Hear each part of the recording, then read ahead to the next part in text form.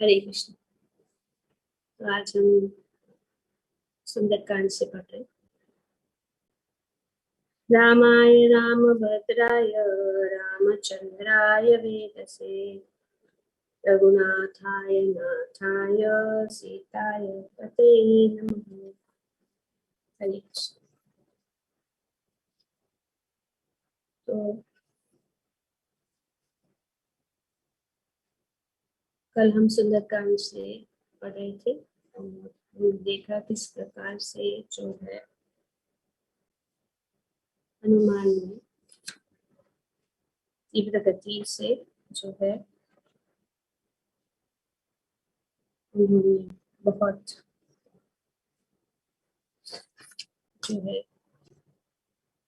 इस समुद्र को पार करने के लिए तीव्र गति से जो है उन्होंने ये जो छलांग लगाने का जो उन्होंने प्रयास किया कि वे जो है तुरंत शीघ्र ही जो है लंका पहुंचे और जो उनको कार्य दिया गया है उसको वे उस कार्य को कर पाए। तो जैसे ही वे जा रहे थे तो उस समय जो है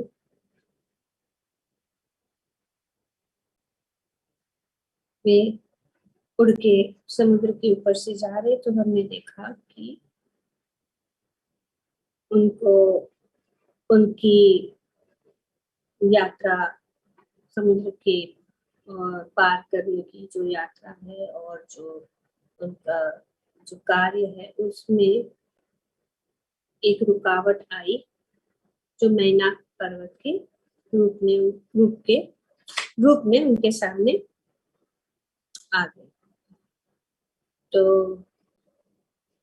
मैनाक पर्वत को हनुमान ने आदर प्रकट करते हुए पर्वत शिखर का स्पर्श किया और फिर आकाश में उड़कर ऊपर उठकर अपनी उड़ान जारी रखी।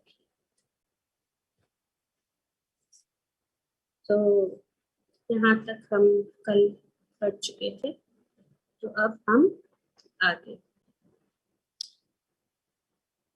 इस बीच जब वे उड़ रहे थे देवता और दिव्य लोकों में रहने वाले ऋषिगण नागों की माता सुरसा के पास गए और उनसे अनुरोध किया। क्या अनुरोध किया कि हम हनुमान की वास्तविक शक्ति को सुनिश्चित करना चाहते हैं। तो देवता और ऋषिगण सब उत्सुक थे कि अभी वे भी देखना चाहते हैं कि अभी ये कार्य हनुमान कर पाएंगे कि नहीं, क्योंकि उनकी भी आशा सिर्फ हनुमान के ऊपर थी। हनुमान ही एक अंतिम आशा रह गए थे जो वे सोच रहे थे कि कर पाएगा कि नहीं कर पाएगा। तो उन्होंने उनके लिए टेस्ट परीक्षा लेने की हेतु उन्होंने जो है सुरसा जो नागों की माता थी उनको उन्होंने कहा कि हम हनुमान की वास्तविक शक्ति को सुनिश्चित करना चाहते हैं। इस उद्देश्य से हमारा अनुरोध है कि आप एक विशाल राक्षसी का रूप धारण करके हनुमान को आगे बढ़ने से रोको। तो उन्होंने कहा कि तुम उनको रोको क्योंकि हम जानना चाहते हैं कि वे जो है कार्य कर पाएंगे कि नहीं। या तो हनुमान आपको शीघ्रता से परास्त कर देगी, अन्यथा ऐसा करने में असमर्थ रहने पर वह हताश हो जाएगी।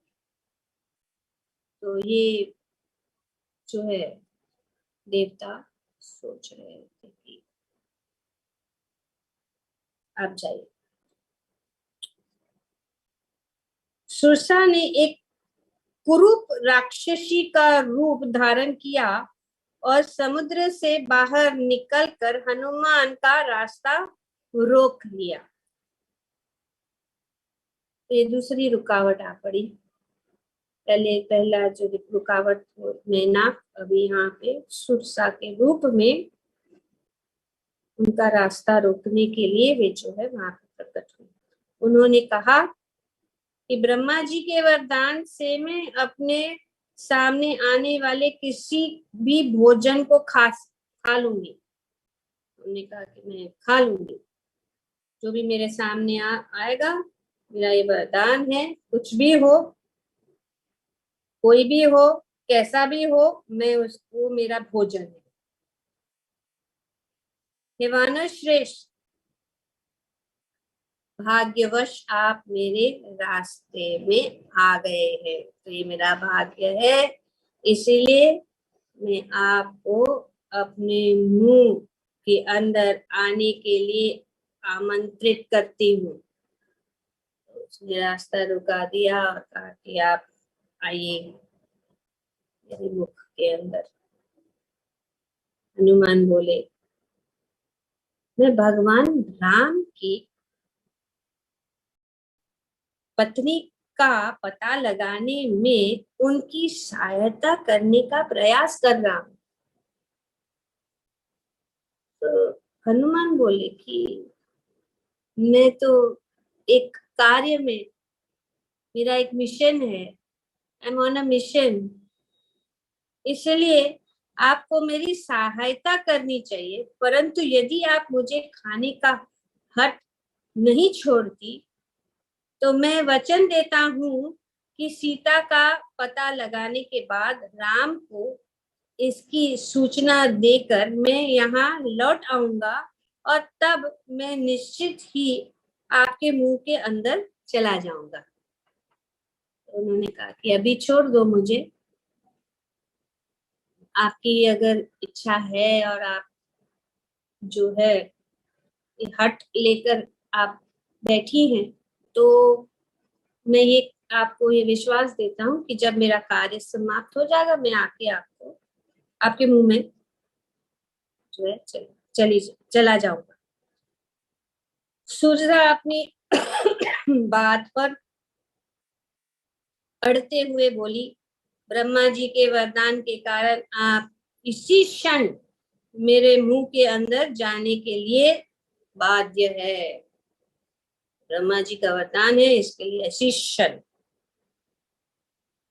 इसके बाद सुरसा ने अपने मुंह फैला लिया और यह देखकर क्रोधित हनुमान ने अपने शरीर को बड़ा कर लिया और चुनौती दे, यदि आप मुझे अपने मुंह के अंदर डालना चाहती हैं तो आपको अपना मुंह और अधिक खोलना होगा।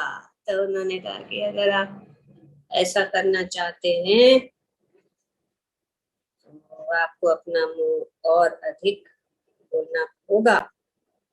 यह सुनकर सुरसा ने अपने मुंह को 2 गुना बड़ा कर दिया। तो उन्होंने और भी बड़ा कर लिया। तब हनुमान ने भी अपना आकार और अधिक बड़ा कर लिया। तो जैसे ही उन्होंने अपने मुख को और बड़ा किया तो हनुमान ने भी उनका अपना आकार और बढ़ा लिया।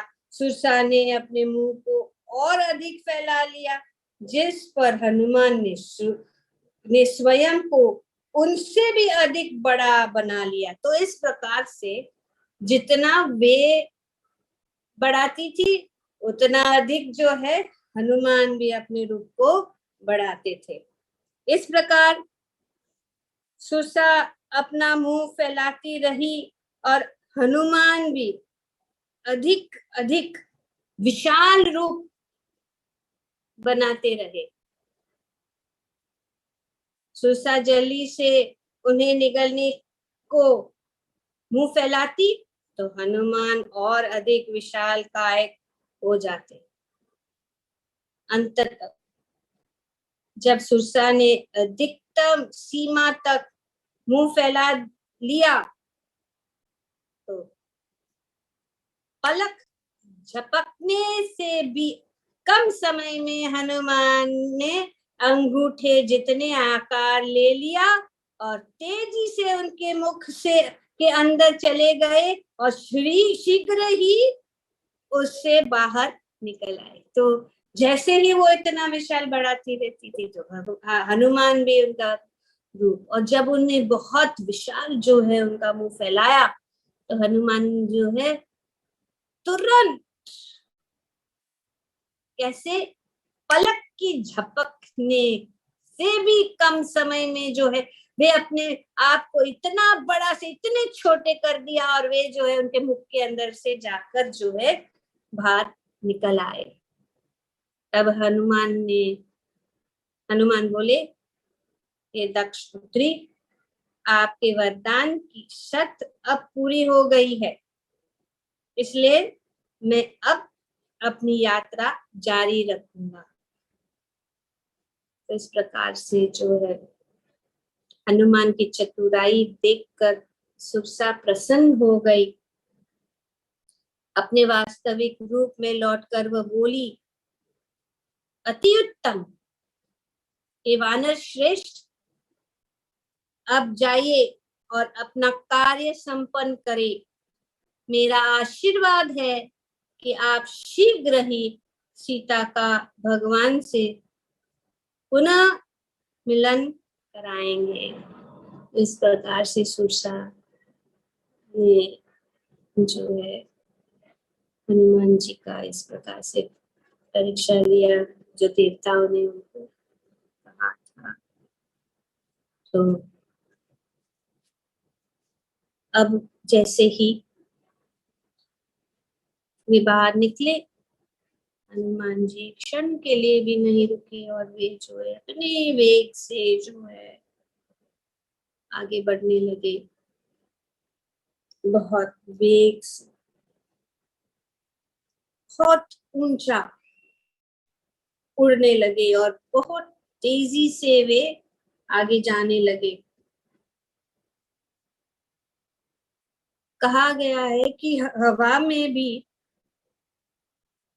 उड़ने के लिए जो है रास्ते हैं, जैसे कि यहाँ पे इस धरा पर या रास्ते हैं, और रास्ता जाने के लिए जो ट्रैफिक जो है वो एक तरफ से जाता है, दूसरी तरफ से आता है, कुछ ऊपर से जाते हैं, कोई नीचे से जा रहा है, ब्रिजेस हैं, ये है।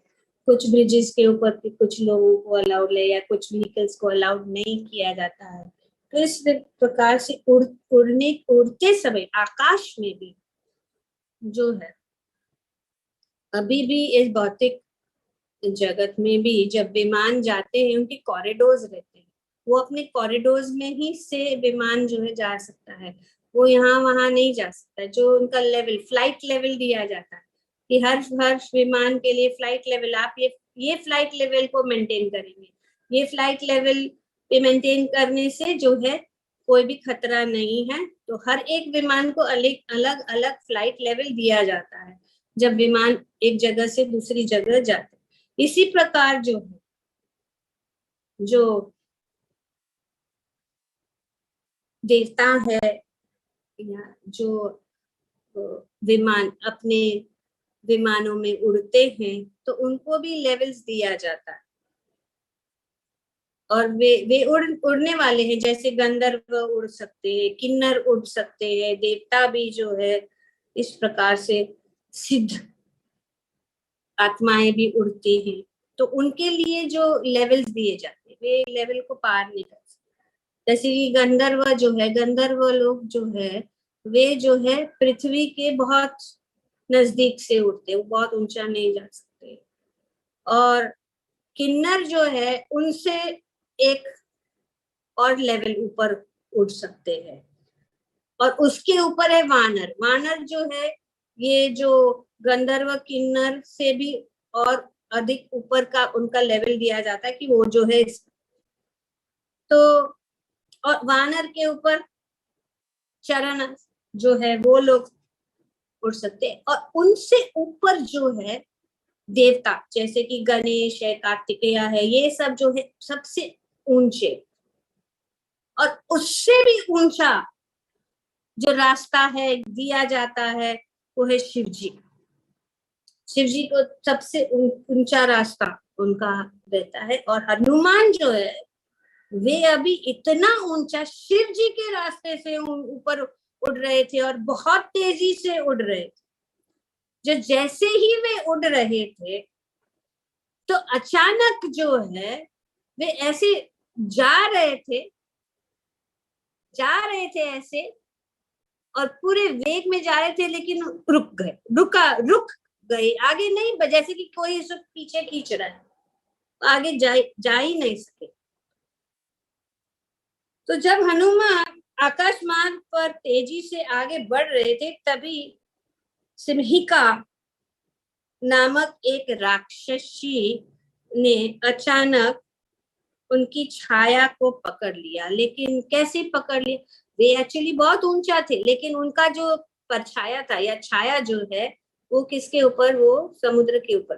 तो उन्होंने क्या किया, ये राक्षसी जो थी उसने उनकी छाया को पकड़ लिया और उसको आगे जाने से रोक दिया। वो आगे जाना चाहते और उनको समझ में नहीं आया क्योंकि दिख नहीं रही थी कौन क्या हो रहा है। और जैसे ही वे रुक गए और आगे नहीं बढ़ पाए तब उनको नीचे खींचा जा, जैसे कि वो जैसे कि ना ऊपर से आकाश से सीधा नीचे गिर रहे। तो इससे अनजान हनुमान ने महसूस किया कि उनकी शक्ति कम हो रही है, परंतु तभी इधर उधर देखने पर उन्हें समुद्र में एक भयानक जंतु को बाहर निकलते देखा। सिंहिका अपना मुंह फैलाए उन्माद से भरकर हनुमान की ओर बढ़ी। तो हनुमान ने अपना आकार बढ़ाना आरंभ किया। तीक्ष्ण बुद्धि वाले हनुमान को शीघ्र ही यह एहसास हो गया कि अपनी संपूर्ण क्षमता का प्रयोग करने पर भी उनका शरीर राक्षसी के मुंह में समा जाएगा। तो उनको पता लगा कि ऐसा होगा और वे जो है उन्होंने सोचा कि जितना भी वो ऐसे खींचे जा रहे थे, उनको हिलना मुश्किल हो रहा था। इसलिए अपनी रणनीति बदलकर हनुमान ने अत्यंत लघु रूप धारण कर लिया। सिंहिसा के मुख में प्रवेश करने के बाद ये सिंहिका के मुख में वे प्रवेश कर लिए। एकदम जो है उनका छोटा रूप उन्होंने अपने आप को बना दिया और हनुमान उनके भयानक शरीर के अंदर चले गए और फिर अपने पंजों से उन्होंने राक्षसी के हृदय को चीरकर उनके टुकड़े टुकड़े कर दिए। चिमिका का मृत देह जब पानी में गिरा तब हनुमान उसमें से बाहर निकले और अपनी विशाल रूप पुनः धारण कर लिए। जबकि सिद्धों, चरणों और विद्याधरों ने इस विजय के लिए उनका बहुत प्रशंसा किया। तो इस प्रकार से हनुमान जो है ये तीसरा जो रुकावट है उन्होंने पार किया। तो आगे जाने से पहले बहुत सारे शिक्षण है इस उड़ान, हनुमान जी का ये उड़ान में जो रुकावटें आई, उसमें बहुत सारे शिक्षण है जो हम अभी चर्चा करेंगे। तो माता जी, I'd like to allow me to share the screen. Subha Mataji, is it all done already or again can I share? Mataji, already are a co-host. Okay, thank you. I'll just share. ये बहुत ही महत्वपूर्ण है। हमें ऐसा लगता है कि ये जो है एक सिर्फ एक कार्य है और ये जो अनेक रुकावटें आ गई, ऑब्स्टिकल्स वैसे ही है, लेकिन उनके पीछे बहुत जो है शिक्षण जो हमसे हम सब के लिए भी लागू है और इसको समझने से हम जो है इन सब ऑब्स्टिकल्स को जो है उसको ओवरकम कर सकते। So I'd like to share the screen and then we discuss. Of course, it is in English, so it is very difficult. It's a challenge. My challenge is Hindi. मेरा सबसे बड़ा चैलेंज हिंदी है और एक्चुअली अभी lockdown से पहले हम हिंदी में बोलते नहीं थे ज्यादा, और या मुझे पता भी नहीं था। अभी लॉकडाउन में जब ऑनलाइन शुरू हुआ तो हमने कोशिश करनी शुरू कर दी, पर अभी बैठ के हिंदी पढ़ना और सीखना ये बहुत ही समय गंवाने वाली बात है। तो इसीलिए हम जो है किसी न किसी तरह से हम मैनेज कर रहे हैं, you can say, because I've never read Hindi before in my life and I've never been able to understand. Abhi bhi I struggle with the Sandhis and all, but I'm trying to do my best. So that's where now, and then since my notes, most of the notes are in English, then I have to try to spend so much of time in trying to translate them, which I cannot do. It takes a lot of time, so it's a little challenge. Please forgive me, I will be speaking in English so that if wherever it's required, I'll try to use some things to explain. So I just want to share this screen. Please let me know if you all can see. Yes, Mataji. Okay, guys. Can see? Yes, Mataji. Okay, so the lessons from Hanuman's jump. So this Hanuman ji का जो उड़ान है, इसमें बहुत सारे शिक्षण है और जो उन्होंने बीच में जो रुकावटें उन्होंने महसूस की, तो उसके विषय में आज हम जो है चर्चा करेंगे। Hopefully.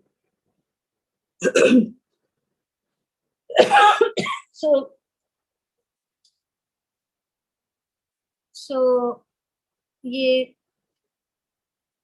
शिक्षण दो प्रकार के हैं, दो perspectives we have. There are two main perspectives in this jump.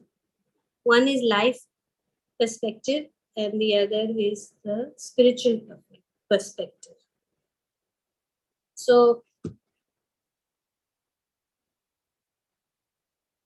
from life's perspective, everyone has some mission to accomplish in life. No matter how big or small the mission will be there, but obstacles will come along the way, making it a challenge to complete. So whatever, whether there's small mission, big mission, always we generally obstacles will come. Each mission has the same obstacles as the ones Hanuman faced. So जो भी कार्य हम सब कुछ कार्य करने के लिए कोशिश करते हैं, लेकिन उसमें कुछ न कुछ रुकावटें आ सकती हैं, रुकावटें बाधाएं आ सकती है।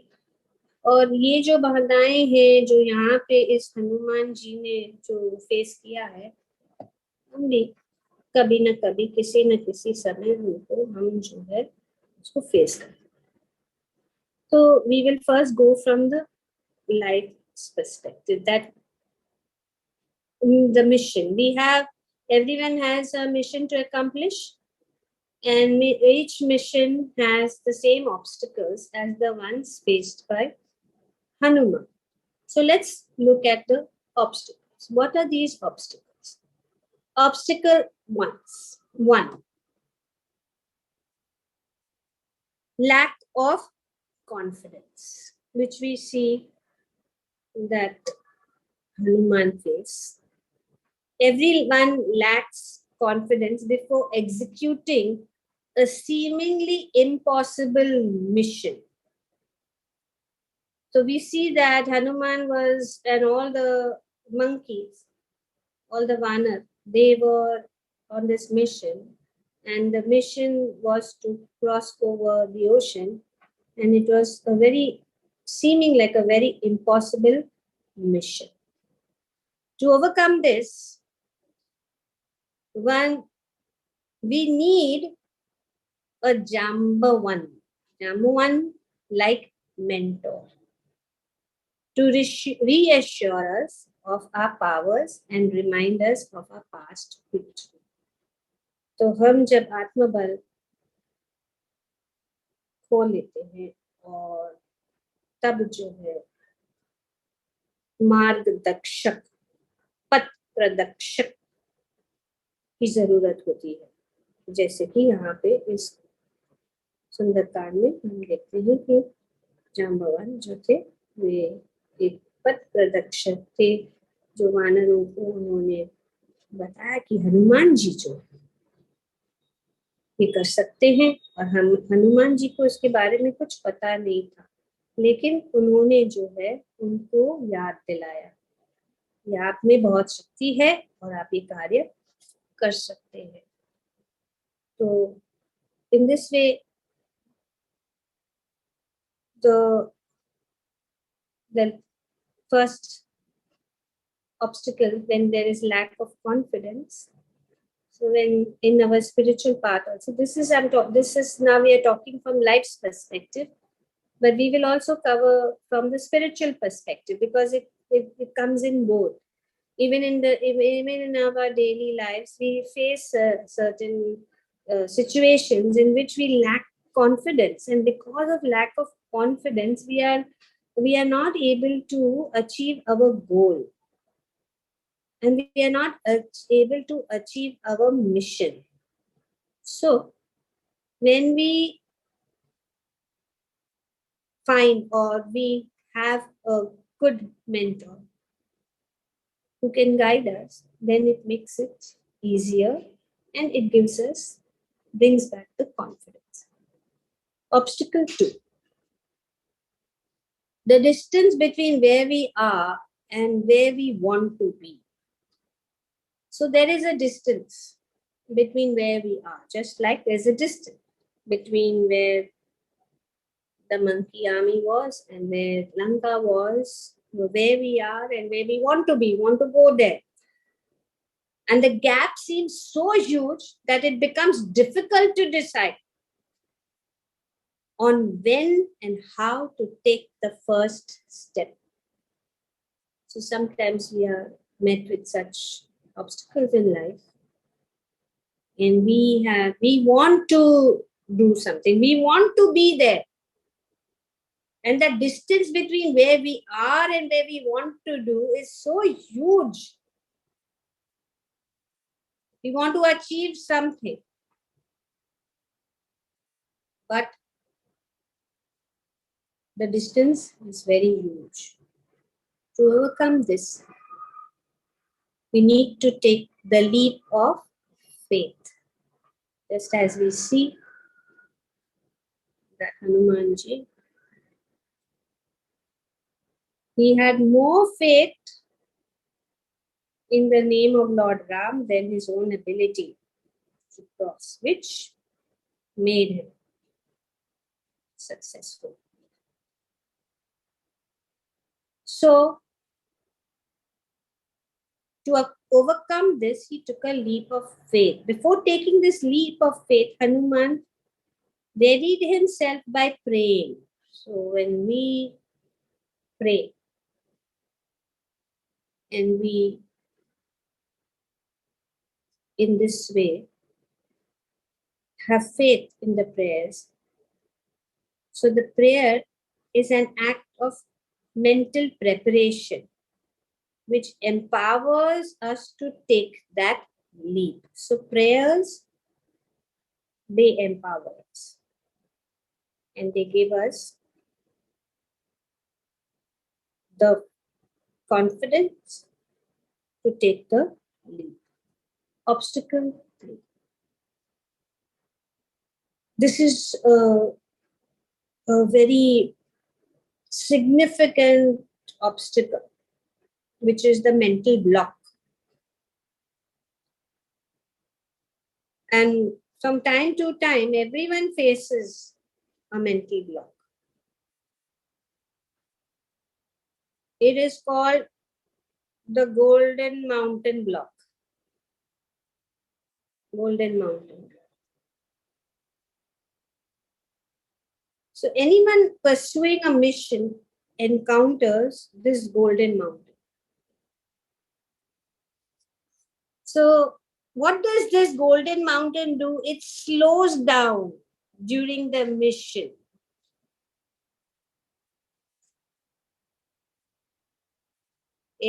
What does it do? It slows down during the mission as a warning that rushing at a frantic pace could burn us out.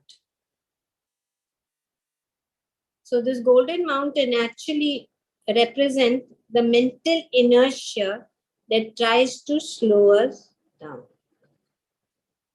It sometimes comes in the form of breakdowns, sometimes as a desire for comfort, sometimes as distractions, and sometimes as temptations. The only way to deal with this block is through single-minded focus on the goal. No temptation is worth losing the goal, which we see in this case. And Hanuman, his mission was more important than his comfort. This obsession to reach our destination melts all blocks away. So this we see in day-to-day life also. People face these obstacles. But as devotees and as sadhakas, we have to also be very, very careful of these obstacles. So I would like to spend some time because ये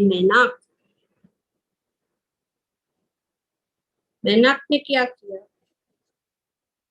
उन्होंने हनुमान जी को रोकने के लिए कोशिश की। मैनाक ने जो है हनुमान से कहा कि आप थोड़ा आराम करो, आप इतने थक गए होंगे आप जो है थोड़ी देर के लिए आराम करो। तो यही एक ब्लॉक। हनुमान ने क्या कहा? I have a mission, I have a mission, I cannot take rest until that mission is completed. मैं आराम नहीं ले सकता जब तक मैं ये कार्य को पूर्ण नहीं करूं। तो इसी प्रकार से हमारे साधना में जब हम भक्ति में जुड़ जाते हैं और भक्ति शुरू करते हैं, तो हमारे में बहुत उत्साहन है कि हमें अपने लक्ष्य को पाना है, हमें भगवत धाम वापस जाना है, हमें इस भौतिक जगत के कल्मशों से मुक्त होना है,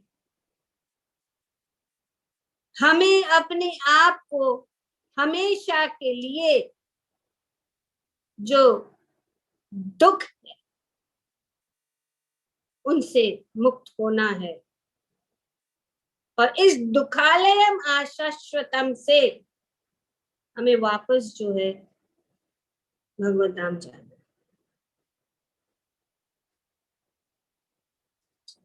पर हमें हमेशा जो है अपने लक्ष्य को मन में रखना है। जिस प्रकार से हनुमान जी ने अपने लक्ष्य को नहीं भूला, उनको इतना सुंदर सोने के पर्वत पर जो आराम लेने का मौका दिया, उन्होंने अपना जो लक्ष्य को नहीं भूला। क्योंकि while doing this हम जो है we lose, complacency comes into, जब हम सोचते हैं कि बहुत कर लिया, इतना सारा सेवा कर लिया, अभी थोड़ा आराम कीजिए। क्यों इतना कष्ट उठाना है? क्योंकि क्या होता है कि इस भौतिक जगत में हम हैं, और इस भौतिक जगत का जो टैजल है, चमक धमक है, और भौतिक लोगों के साथ हम तो बच नहीं सकते, क्योंकि हम इस भौतिक जगत में हैं। और खास करके इस कलयुग में जो है इतने लोग हैं जो भौतिकतावादी हैं। तो कभी कभी जब हम उनके संपर्क में आते हैं तो हमारे मन में भी ऐसा लगता है कि क्यों ना थोड़ा हम आराम करें, थोड़ा रिलैक्स करें, और इसके कारण जो है हम ढीले हो जाते। मन जो है ये सबसे बड़ा ब्लॉक वही है एक्चुअली। इसके लिए भगवान कहते हैं मन मना भव मद भक्तो, मन को मुझ में, क्योंकि मन ही इधर ढूंढने के लिए जाने की कोई जरूरत नहीं है। तो इन सब विचार जो है मन में आ जाते हैं, और फिर हम सोचते हैं इतना ज्यादा जप करना, इतना जल्दी उठकर जप करना, और इतना जल्दी उठना, ये सब जो है कि बहुत किया, थोड़ा आराम। मन हमेशा ऐसे, और इसके लिए जल्दी उठते हो, जप करते हो, ये सब करते हो, और इसके लिए आपको तकलीफ होता है, बीमार हो रहे हो, थोड़ा आराम करो। और उसके ऊपर जब हम भौतिकवादी लोगों के साथ या बाहर के लोगों के साथ जब हम ये रखते हैं, संग रखते हैं, तो ज्यादा मदद नहीं कर पाते, उससे कोई मदद नहीं मिलती।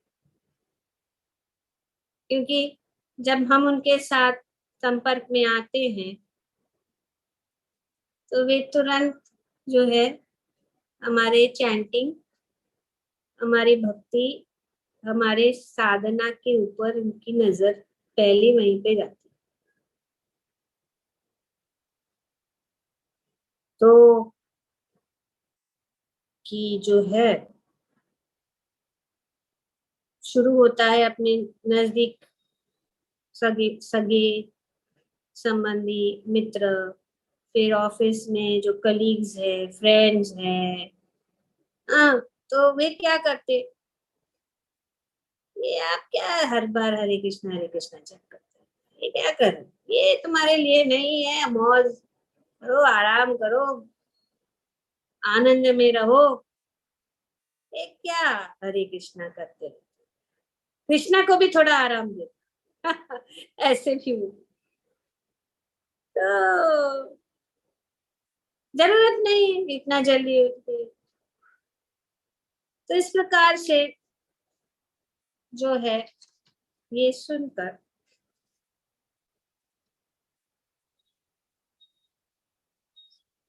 जो है एक प्रकार का हमारे मन में फिर जो है ये समझना शुरू कर कि हाँ, ये लोग जो कह रहे हैं सही है। बहुत कर लिया, बहुत किया, इतना साल, 30 साल हो गया, बहुत हो गया, क्या मिला? तो,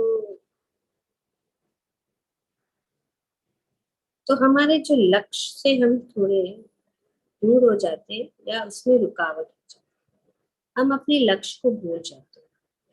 जो पहले दिन जब हम शुरू कर रहे थे अपने भक्ति में आए, तो हमारे में ये लक्ष्य फिक्स था, लेकिन धीरे धीरे जो है कंप्लेसेंसी सेट्स।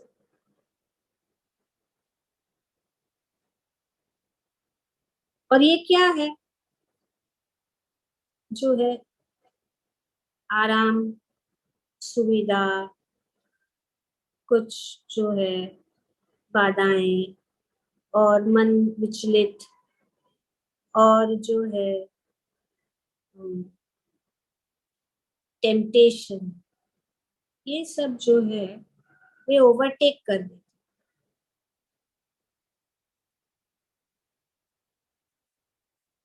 और साधना जो है हमारी जो है ढीली हो जाती है।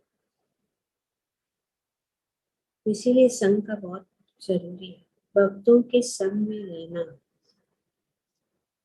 अपने भक्तों के संग में रहना, मतलब हमारा दृष्टि हमेशा अपने जो है लक्ष्य के ऊपर रहता है, यहाँ वहां नहीं जाता।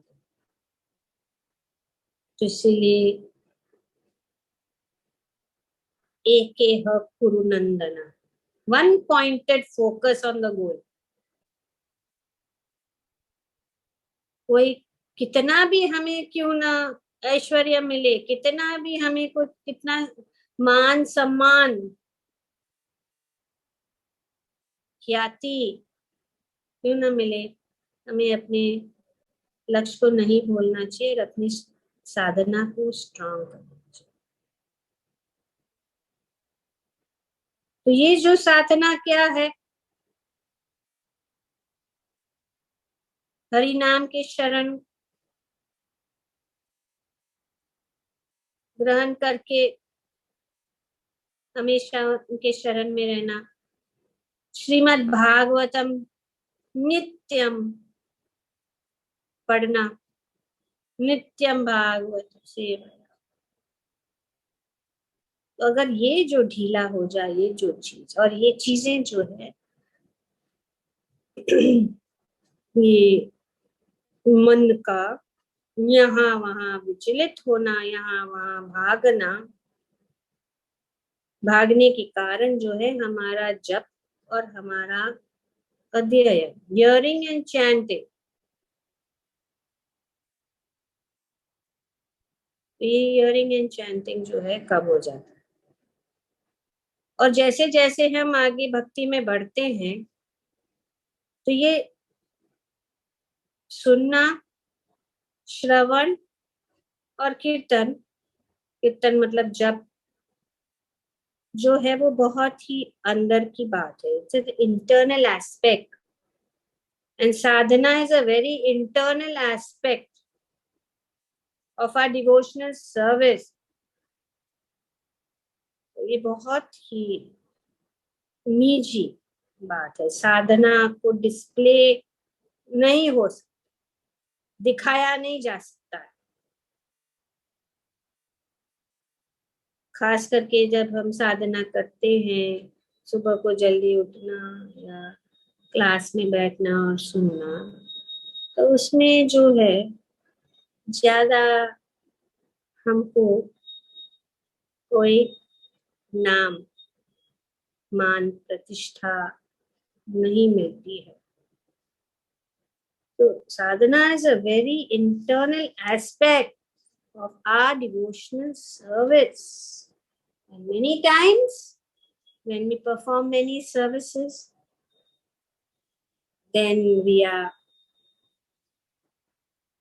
praiseworthy. लोग हमारी प्रशंसा करते हैं जब हम बाकी की सेवा, सब सेवाएं अच्छी हैं, पर अगर हमें अपने लक्ष्य को पहुंचना है, लक्ष्य तक पहुंचना है, तो ये दो चीज बहुत जरूरी है. वो है chanting and hearing full speed back to God. बाकी की सेवाओं में वो करना अच्छा है, लेकिन अपना स्पीड जो है, जाएंगे आगे, आगे बढ़ेंगे, लेकिन पॉसिबिलिटी है कि हम जो है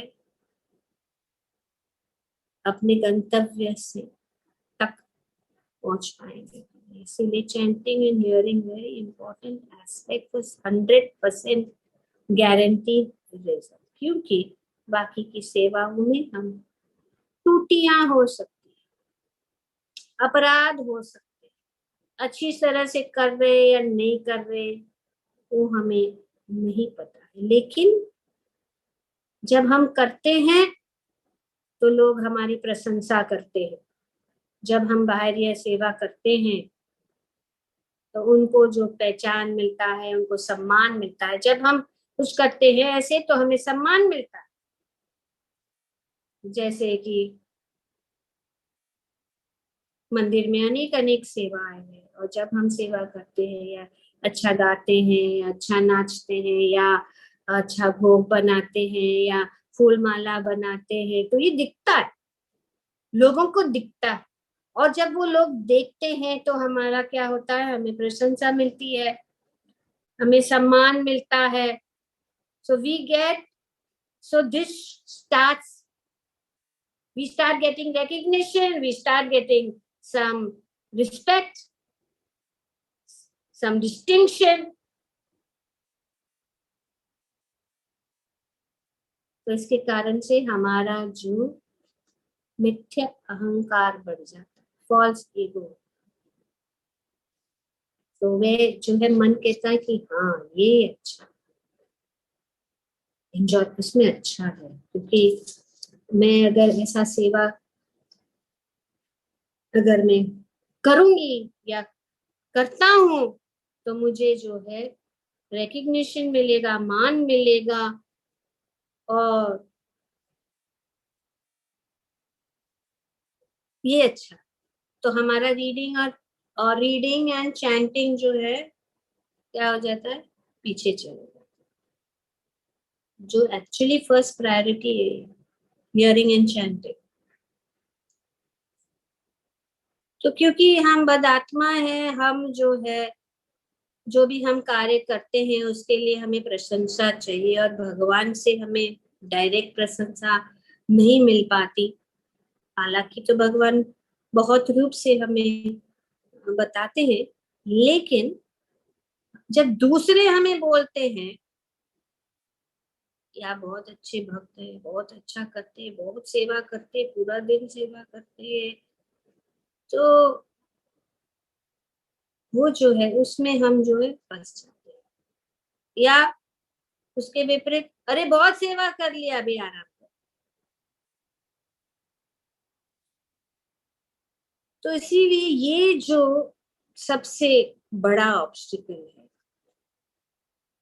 हम जितना भी सेवा करें, कुछ भी करें, जो भी करते हैं, हमें अपने लक्ष्य को नहीं छोड़ना है। अपना लक्ष्य है भगवत धाम वापस जाने के लिए, और भगवत धाम वापस जाने के लिए ये हरि नाम, हरे नाम, हरे नाम, हरे नाम एव केवलम कलो नास्ते वनास्ते वनास्ते गति।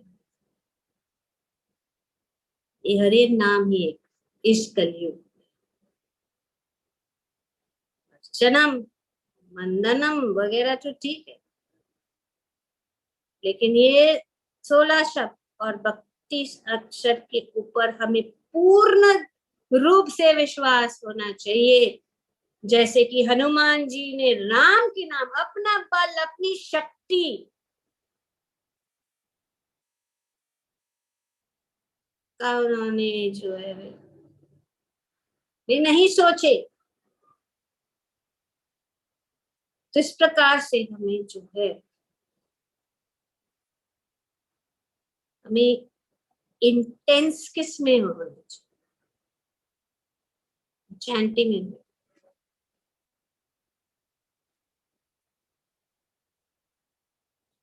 यही कारण है। तो ये breakdowns, comfort, distraction, temptations, they make us complacent.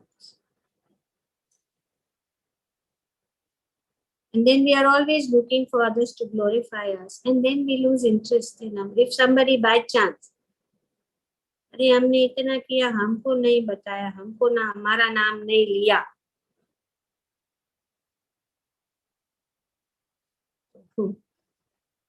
हमारा नाम नहीं लिया, हम इतने साल से हैं। I'm talking from actual experience that people have actually come and fought with me. So these are actually, हमें recognize करना, पर हमें पता ही नहीं लग रहा कि हम कहाँ खड़े हैं। और इसके कारण हमारी साधना जो है पीछे हो जाती है। हमारी साधना जो है हरि नाम और श्रीमद् भागवतम का श्रवण हो जाए। तो कितना भी हम बड़े स्तर पर क्यों ना हो, लेकिन ये दो चीजें जो है हमें कभी भी नहीं छोड़नी चाहिए।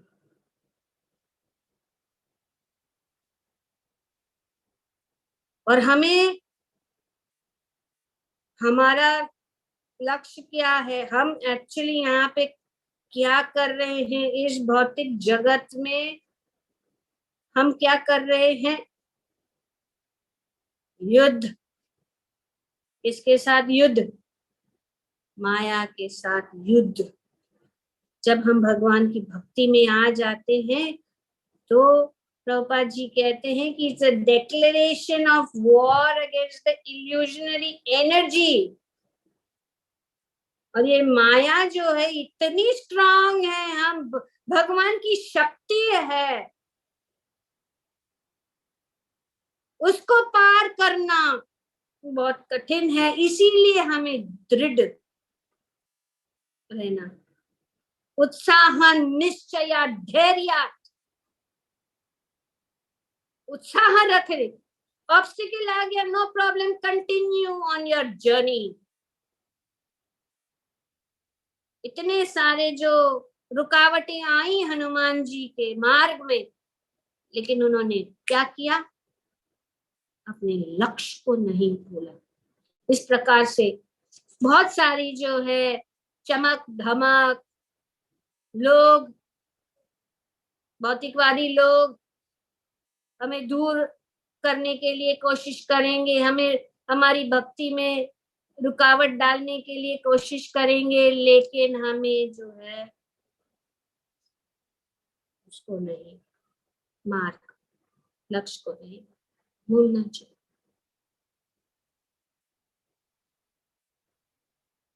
और खड़े हो जाते हैं आगे सांप।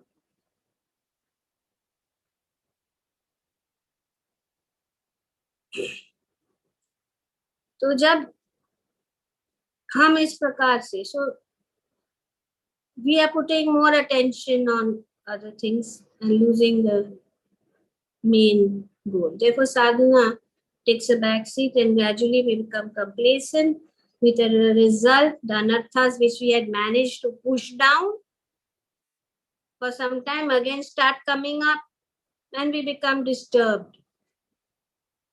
And we say this process is not. Prabhupada gives an example of an eagle may flap its wings for some time and then it may stop flapping its wings and may glide. But how long can the eagle keep gliding? Similarly, we hear and chant, everything becomes smooth for some time. But when we think that we are going so smoothly, we have to keep flapping.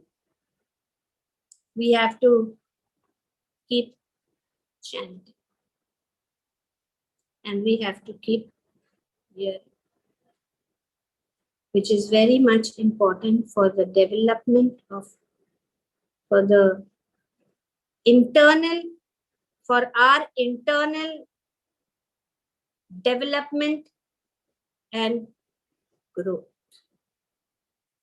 Therefore, the most difficult thing to do is to keep focus on the sadhana of chanting because complacency sets in. So one overcome, we need to have the single-minded process. We understand the value of chanting.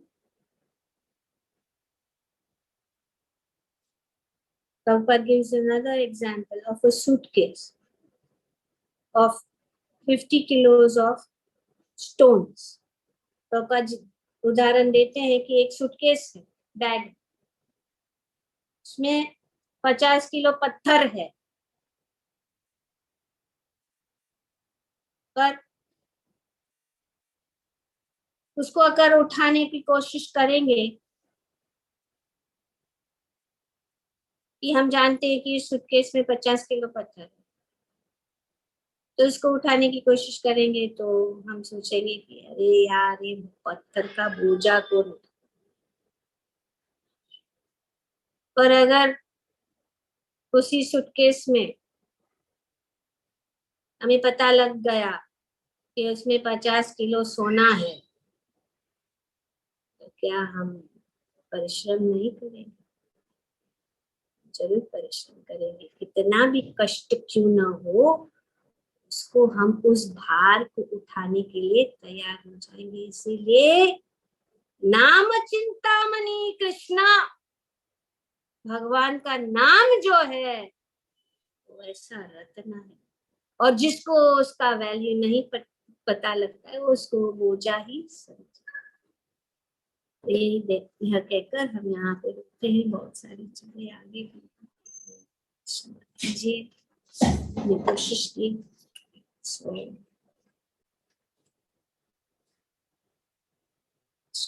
जब हम follow करेंगे